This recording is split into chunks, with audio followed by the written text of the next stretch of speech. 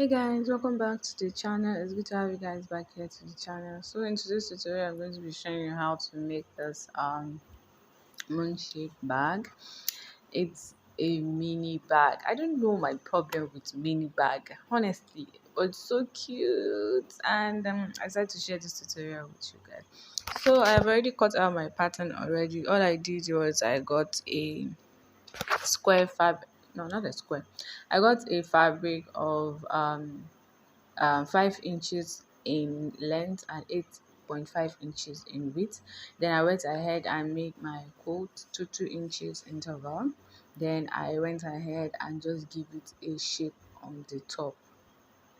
So I just hope you understand what I'm saying. But if you don't understand, I have a similar tutorial on the channel on how I drafted out something, a pattern like this. So I could put the link so that you go ahead and watch it and learn more. Like I always say, no knowledge is waste. So the next thing I'm going to go ahead and do now is to just put my zipper right side facing each other, and so then I'll also top stitch. So what I do for one is what I'm going to do for the second one. So after I did it, this is what it looks like. I went ahead and put my zipper so that I'll be able to arrange it and cut off any excesses. Now the next thing I'll go ahead and do now is to sew this panel together. So I cut the panel at 9 inches by 4 inches. I later reduced 1 inches from the panel because I felt it was too long, so I later removed 1 inches. So if you want to cut your own, you could cut 9 inches by 2.5 inches. So this is the handle, and the handle is a 15 inches by 3 inches. I folded and I sewed. Then I went ahead and made a cuff. So the opening is 1.5 inches. So you will measure 1.5 inches from the beginning, then you sew. And when you get to the other end, you stop at 1.5 inches as well. Then you will make a round shape cuff, or you could leave it square like that. So from the side, I am measuring 1/4 inches. Then I'll go ahead and stitch it, then I'll put it on this other side. But on one side of the handle, I am going to be putting my d-ring. Since the bag, I want it to have a long strap, so I'll go ahead and put my d-rings. So I'll shape the d-rings in such a way that when I am stitching on my sewing machine, it will not be difficult to stitch on. So please, when you're putting your d-ring, make sure it is adjacent of each other.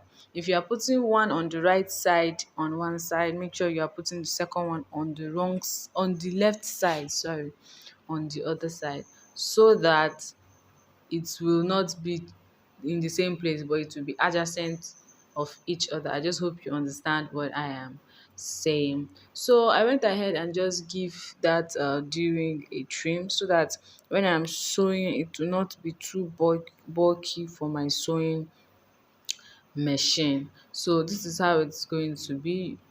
I just hope you are saying and you're understanding what I am doing. Thank you guys for tuning into the channel once again. If you are a returning subscriber, thank you for always coming back. And you are tuning into the channel for the very first time, please do well to click on the subscribe button and also the notification bell so that you get notified whenever I post in new tutorials, because on this channel we have many more amazing tutorials to show you guys. So after I was done, this is what it looks like. Of course, I had to remove the zipper so that I will be able to sew the handle. Then when I was done, I fixed back my zipper, and this is what our bag looks like. Only the top of this bag set was beautiful.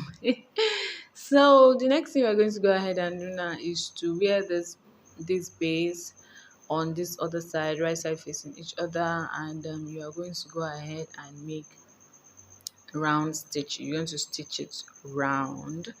Then you are going to put your lining.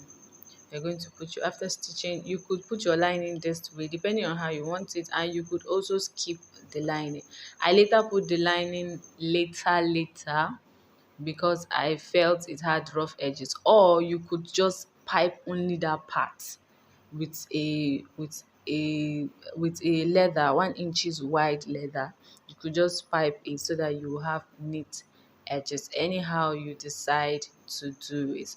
So after I was done, this is what it looks like. As you can see, our zipper is not falling off. Like I said, I had to remove some inches from this base because I felt it was too long, and I didn't like the way it was looking extra at the bottom. So when I was done with all that, the next thing I'm going to go ahead and do now is to start working on the bottom. So you decide how wide you want the bottom to be, because the width will determine the length that will be left. So I wanted the bottom to be a square, not a circle, because I think the one I made before, the bottom was a circle.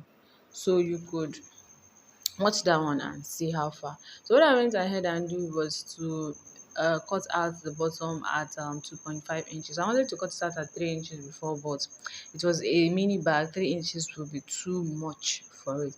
So I decided to cut it out at 2.5 inches by 9 inches. Of course, there's going to be excess of half inches because the width of the bag is actually, what's it called, 8.5 inches. So I just did it that way so that it would be sufficient. It will be sufficient, and I will be able to just cut out the excess. So I went ahead and make a notch in the middle, and I tag it to the sewn part.